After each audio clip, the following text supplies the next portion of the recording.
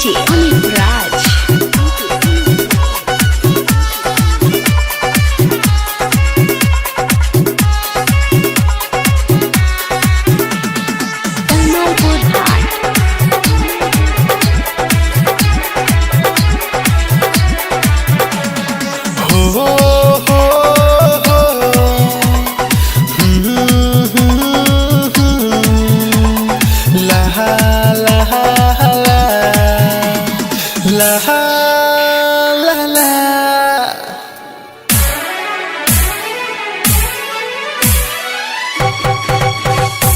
सपना देखे अखिया बन जाई तू रानी हमार। सपना देखे अखिया बन जाई तो राजा हमार। हाँ सपना देखे अखिया बन जाई तू रानी हमार। दिन रात तोहरे याद में खोइले प्यार में तोहरा पागल होइले जादू का कोइलू हो यार। सपना देखे अखिया बन जाई तो राजा हमार। सपना देखे अखिया बन जाई तू रानी हमार। Aditya recording studio Gopalganj.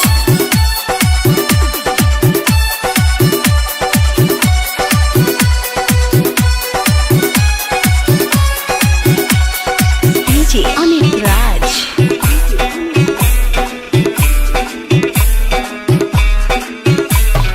कमालपुर हाट।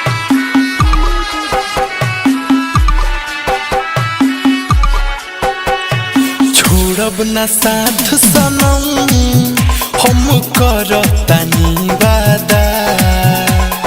प्यार कोरिले राजा तोहरा के हद से ज्यादा।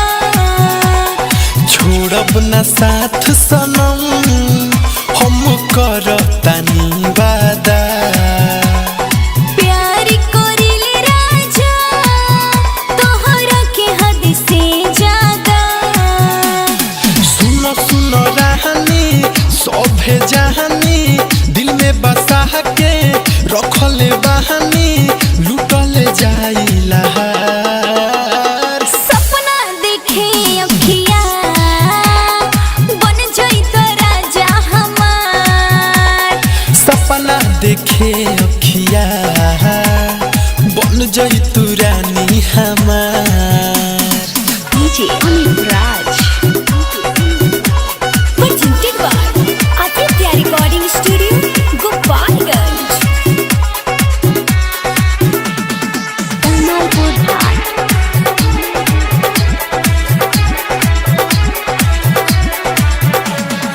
रहे बतोहरे संग चाहे बनी जमाना दुश्मन।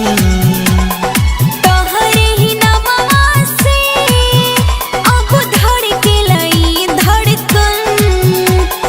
रहे बतोहरे संग चाहे बनी जमाना दुश्मन। तोहरे ही नमवा से अब धड़केलाई धड़कन। सुन सुन कहनु रंजन रावाना मनोज से सनथ दीपक दीवाना ले है डोली कहार। सपना देखे अखिया बन जाई तो राजा हमार। दिन रात तोहरे याद में खोइले प्यार में तोहरा पागल होइले जादू का कोइलू हो यार। सपना देखे अखिया बन जाई तो राजा हमार। सपना देखे